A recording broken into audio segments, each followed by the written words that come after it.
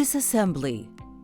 Use a suitable wrench to loosen the body from the insert, then remove the element, spring, and sealing gasket.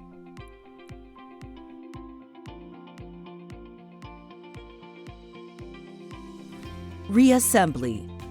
1. Prior to reassembly, clean the filter house and make sure that all other components are clean and free of contaminants. 2. Place the element in the filter body so that the open end of the element is parallel to the element seat diameter. 3. Lubricate the sealing gasket gently. The recommended oil, Fluorolube grade T80. Put the sealing gasket in its place.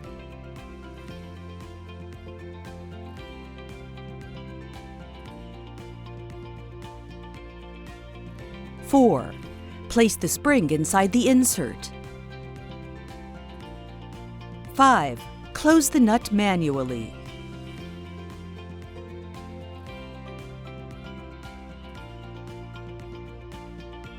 6. Use a moment wrench to tighten the nut, according to the table below on the catalog.